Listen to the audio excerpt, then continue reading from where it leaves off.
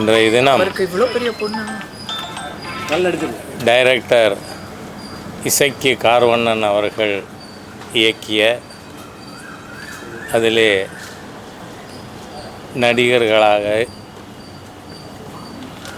விமல், ஹீரோயினா சாயாதேவி, அதுலேயும் பல சினிமாக்களிலே மிகப்பெரிய அளவில் கேரக்டரெல்லாம் செஞ்சிருக்கிற திரு எம்எஸ் பாஸ்கர் அவர்கள் ஆகியோர் நடித்த இந்த படம்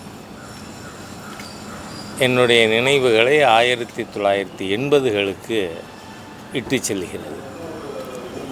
ஏனென்று சொன்னால் மண்டைக்காடு கலவரம் திரு எம்ஜிஆர் அவர்கள் முதலமைச்சராக இருந்த பொழுது அந்த கலவரம் நடந்தது. அதற்கு அமைதி பேச்சுவார்த்தைக்காக அன்றைய முதலமைச்சர் திரு எம்ஜிஆர் அவர்களே நேரடியாக கன்னியாகுமரி மாவட்டத்துக்கு போனார். அதற்கு பிறகு ஜஸ்டிஸ் வேணுகோபால் கமிஷன் அந்த மண்டைக்காடு கலவரத்தை பற்றி ஆய்வு செய்து அறிக்கை சமர்ப்பிக்க அரசாங்கமானது பணித்திருந்தது. ஜஸ்டிஸ் வேணுகோபால் கமிஷன் இன்றைக்கும் எப்படி பொருத்தமாக இருக்கிறது, அதனுடைய பரிந்துரைகள் ஏன் நாம் செயல்படுத்த வேண்டும் என்பதை இந்த படம் அப்படியே ஒரு திரைக்காவியமாக நமக்கு எடுத்து காட்டியிருக்கிறது. அதில் ஜஸ்டிஸ் வேணுகோபால் அவர்கள் குறிப்பாக சொல்ல வேண்டுமானால் அவர் சித்தாந்த ரீதியாக திரு ஈவேராவின் சீடராக இருந்தவர். ஆனால் அவர் என்ன பரிந்துரை செய்தார்? ஏற்கனவே ஒரு ஆலயம் இருக்குமானால், ஒரு மதத்தின் வழிபாட்டு தலம் இருக்குமானால், அங்கு மாற்று மதத்தின் வழிபாட்டு தலம் 300 மீட்டருக்கு வேறு கொண்டு வரக்கூடாது என்ற பரிந்துரை. அதைவிட மிக முக்கியமானது, அதுதான் இந்த படத்தின் மூலமாக நமக்கு ஒரு காட்சிப்படுத்தப்பட்ட விஷயம், அதாவது மத மாற்றம் முழுமையாக தடை செய்யப்பட வேண்டும் என்பது ஜஸ்டிஸ் வேணுகோபால் கமிஷனுடைய ரிப்போர்ட்டு. அதில் அவர் என்ன சொல்கிறாரு? மதமாற்றம் குடும்பங்களை சிதைக்கிறது, சமுதாயத்தை பிரிக்கிறது, அதனால் மதமாற்றம் தடை செய்யப்பட வேண்டும். நான் இதை எதற்காக அவருடைய பின்னணியை சொல்கிறேன்னா, உடனே அவரையும் மாற்றி இப்போ இருக்கிற நம்ம மினிஸ்டர் சேகர் பாபுவா, அதான் அல்லேலுயா பாபு, அந்த மாதிரி உடனே எல்லாரும் சங்கிகள்னு இந்த மாதிரியாக மத வெறி சக்திகள் அந்நிய மதம் மாற்றும் தீய சக்திகளுக்கு எதிராக பேசினாலே அது சங்கிகள் நினச்சி பேசுறது. அதாவது தன்னோட சின்ன எஜமா நான் மதம் மாறிவிட்டேன், அதாவது நான் கிறிஸ்தவர், என்னுடைய காதலித்து மணந்த மனைவி கிறிஸ்தவர்னு சொன்ன உடனே இந்த ஐயப்பன் கோயிலுக்கு மாலை போட்டு ஏமாத்துகிற அல்லேலுயா பாபுவுக்கு சாமியே சரணம் ஐயப்பா வாயில் வரல, அல்லேலுயா தான் வந்தது. ஆகவே இன்று தமிழகத்தில் நாம் கவலையோடு பார்த்து கொண்டு இருக்கின்ற விஷயம் கிரிப்டோக்கள். அதை பற்றியும் இந்த படத்தில் திரு எம்எஸ் பாஸ்கர் அவர்கள் அவருடைய டயலாக்லேயே சொல்கிறார். நீ ஏண்டா 20 வருஷமாக சர்டிஃபிகேட்டில் பேர் மாற்றலையா? இன்றைக்கி அந்த மாதிரி இருக்கிற ஒரு எண்ணிக்கை மதம் மாறி உண்மையாக தங்களை கிறிஸ்தவர்கள் என்று அடையாளப்படுத்தி கொண்டவர்கள் எண்ணிக்கையை விட அது அதிகமாக இருக்கும். அந்த அளவுக்கு தமிழகத்தில் சமுதாயத்தில் நடந்து கொண்டு இருக்கின்ற மோசமான விஷயங்கள், மக்களை ஏமாற்றுகின்ற, சாமியவே ஏமாத்துறாங்க இந்த மதம் மாறியவர்கள் அப்படிங்கிற விஷயங்களை இதில் சொல்லி, நான் கூட முதல்ல பரமசிவனும் ஃபாத்திமாவும் சொன்னால் அதில் ஏன் நம்ம பரமசிவனை இந்த படத்தை டைட்டிலில் வச்சுருக்கணும்னு நினச்சி தான் பார்த்தேன்.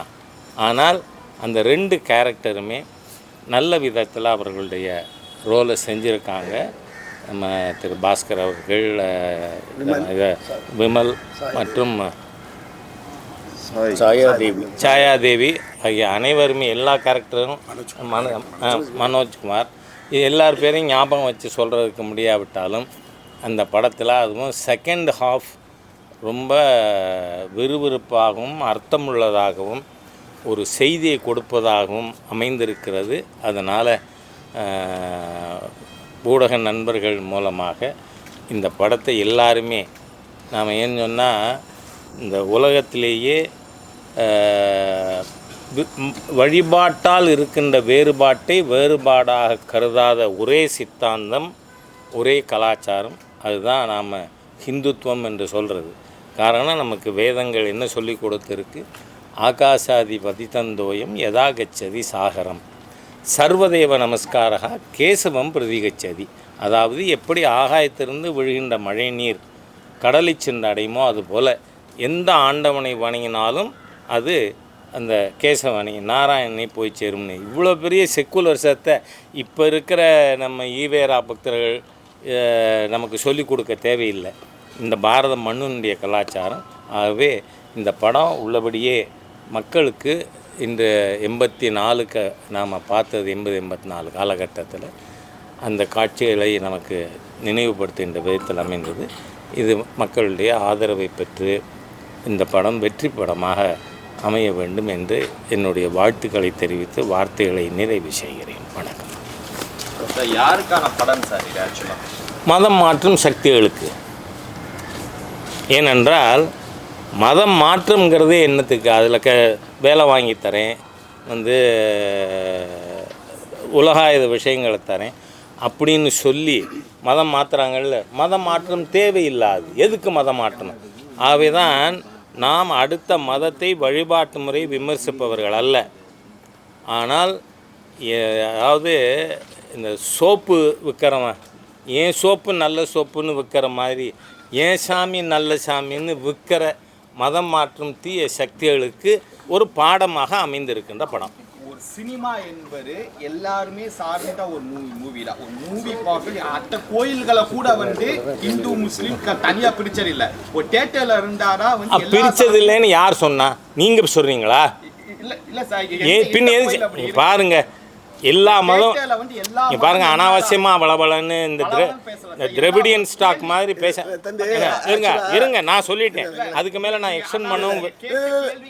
தம்பி, நீங்க சொல்ற கேள்வியிலே பதில் இருக்கு. இப்போ சினிமாலையும் அரசியல சேர்க்காதீங்க. Cinema just entertainment. அப்ப அவரே முதல்ல மக்களாட்சின்னு ஒரு படம் எடுத்தாரு. சொன்னூரியா மக்களாட்சின்னு படம் எடுத்தாரு. சொல்லுங்க போகலாம், சொல்லுங்க. அது முதல்ல எல்லாமே அது உள்ள நிறைய பேசிட்டு போகலாம். அது அல்ல. இப்போ இந்த இந்து அறத்தில் மினிஸ்டர் என்ன சொல்லிருக்காரு? இப்போ நான் இப்போ உங்களை பார்த்தா சொல்ல பரவாயில்ல, எடுத்துக்குவாங்க. நம்ம கேமராசன் ஜாஸ்தி இருக்குது. அவர் அருள்நிலை மினிஸ்டர் என்ன சொல்லியிருக்காரு? முருகர் மாநாட்டுக்கு போகிறவங்க உண்மையான இந்துக்கள் போக மாட்டாங்க, சங்கிகள் தான் போகிறாங்க. இது என்ன சொல்கிறீங்க? உண்மையான இந்துக்கள் போடுற அது ஒரு பெரிய 5 லட்சம் பேர் கூட இடத்துக்கு அப்படி சொல்லாமல் அது அவரை கேள்வி கேட்டிங்களா? சொல்லுங்க. அதாவது இல்லைன்னா அவர் சபாநாயகராக இருக்க முடியாது. அதனால காரணம் என்ன? இவங்க நடத்தின முருகன் மாநாடே பழனியில், அதில் யார் சீஃப் கெஸ்டாக கடைசியில் போய் பேசினது? சனாதன ஹிந்து தர்மத்தை மலேரியா கொசு டெங்கு கொசு மாதிரியாக அழிப்பேன்னு சொன்ன நாடு முழுவதும் வழக்கலை சந்திக்கின்ற ஹிந்து விரோதி தீய சக்தி உதயநிதி ஸ்டாலின் தானே அங்கே போனார். அதனால் இந்த ஹோல் டிஎம்கே ஐடியாலஜியே ஹிந்து விரோதமானது. அதனால் அவங்களுக்கான செய்தி. நன்றி. இன்னொரு விஷயம் இருக்குது. நம்ம மனோஜ்குமார் ஒரு கேரக்டர் பண்ணிருக்காருல, அந்த கேரக்டர் நம்ம அப்பாவோட கேரக்டர் தான். அவர் முதல்ல இந்து சாமி ஆடுறவர் தான். மதம் மாதிரி அந்த இடம் சீட்டு வாங்கியிருக்காரு. கடைசியில் திரும்பி சொல்கிறேன்ல. அதனால என்ன, இந்த மதம் மாத்திர தீய சக்திகள் ஒருத்தனை அவனோட மதத்தை மாத்துறதுங்கிறதே தீய எண்ணம், தீய சக்தி. அந்த இல்லை சார், யார் இருங்க சொல்கிறேன். என்ன விருப்பப்பட்டு மாறுங்க? என்ன விருப்பப்பட்டு மாறி இருக்காங்க? ஒரு ஆளை காட்டுங்க. நான் கேட்குறேன். இப்போ சிவபுராணத்தை முழுசாக படித்தேன், ஹிந்து மதத்தை பற்றி நான் முழுசாக படித்தேன், நான் கன்வின்ஸ் ஆகலை, அதனால நான் கிறிஸ்தவராக முஸ்லீமாக ஆகிறேன்னு சொல்கிற ஒரு நபர் சொல்லுங்கள். அதனால் நடிக்காதீங்கிறேன் நான். ஊடக நண்பர்கள் இன்னமும் இந்த பொய்களை விலைக்கு வாங்காதீர்கள். திரவிடியன் ஸ்டாக் மனிதாபிமானம் இல்லாத தீய சக்திகளின் ஒட்டுமொத்த உருவம். சொல்லிட்டேன்.